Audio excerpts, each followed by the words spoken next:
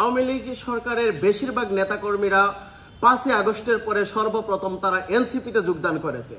এনসিপিতে যোগদান করার পরেই তারা শুরু করেছে একটা বিরাট প্রতিযোগিতা। যখন দেখছে এনসিপিতে বেশি আওয়ামী লীগ যোগদান করেছে, তখন জামাতের লোক সংখ্যা কমে যাচ্ছে, তখন জামাতেও একটা প্রতিযোগিতার মধ্যে নেমে গেছে যে আমরাও এখন আওয়ামী লীগকে পুনর্বাসন করব, আমরাও জামাতকে ডাকবো আমাদের সাথে আসার জন্য। এই এনসিপি এবং জামাত সবচাইতে বেশি আওয়ামী লীগ পুনর্বাসন করছে। আজকে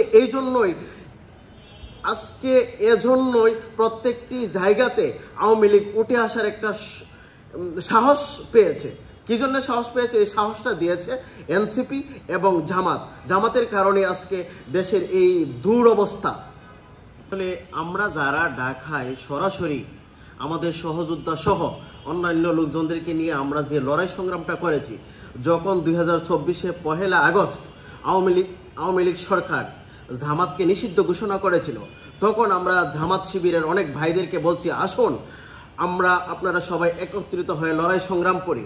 কিন্তু জামাতের ভাইয়েরা আমাদেরকে সুস্পষ্টভাবে বলে দিয়েছে, আমরা যা বুঝি আপনারা তা বুঝেন না। কেন? আমাদেরকে নিষিদ্ধ করা হয়েছে, এখন যদি আমরা সশরীরে মাঠে নামি তাহলে আমাদেরকে জঙ্গি ট্যাগ দিবে। এই জন্য আমরা আপাতত মাঠে নামতেছি না, কোনো লড়াই সংগ্রাম করতেছি না। আপনাদের লড়াই সংগ্রাম আপনারা করেন, এটা স্পষ্ট, আমি নিজে প্রমাণ। বারবার তাদেরকে বলার পরেও আপনারা দেখাইতে পারবেন 2024 1 আগস্টের পরে এই লড়াই সংগ্রামে আপনাদের কোনো ধরনের ভিডিও ফটো এগুলো আছে কিনা? একটা সংগ্রামটা নতুন করে শুরু হয়েছিল। আসলে আপনারা সবগুলো ভিডিও ফটো দেখলে বুঝতে পারবেন।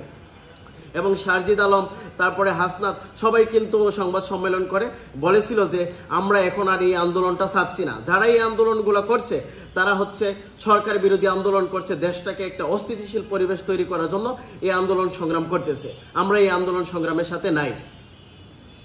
আসলে যারা বলতেছে 5ই আগস্টের নায়ক কয়েকজন, যেমন মাহফুজ আলমকে ডক্টর ইউনূস স্যার বিদেশ নিয়ে বলে দিছে যে উনি জুলাই গণ অভ্যুত্থানের মাস্টার মাইন্ড। আসলে উনি কি কোন জায়গার মধ্যে লড়াই সংগ্রাম করেছে?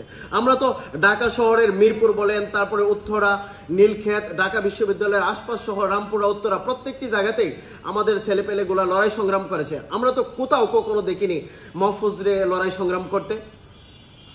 আর যারা উপদেষ্টা হয়েছে তাদের ব্যাপারে কি বলবেন? হ্যাঁ, যারা উপদেষ্টা হয়েছে, আমাদের ছাত্র সমন্বয়ক 3 জন ছিল, একজন উপদেষ্টা পরিষদ থেকে পদত্যাগ করে এখন রাজনীতিতে যোগদান করেছে। তারা কিন্তু এই আন্দোলনটা বন্ধ করে দিয়েছিল। ডিবি হারুনের বাতের হোটেলে তারা বাতকে তারপরে সংবাদ সম্মেলন করেছিল। আমরা এখন যে আন্দোলনটা করতেছি সেটা হচ্ছে কোটা বিরোধী আন্দোলন। সরকার কোটা আন্দোলন মেনে নিয়েছে, আমরা এখন এই আন্দোলন স্থগিত করেছি। আমরা একতরফা কোনো ধরনের আন্দোলন চাচ্ছি না।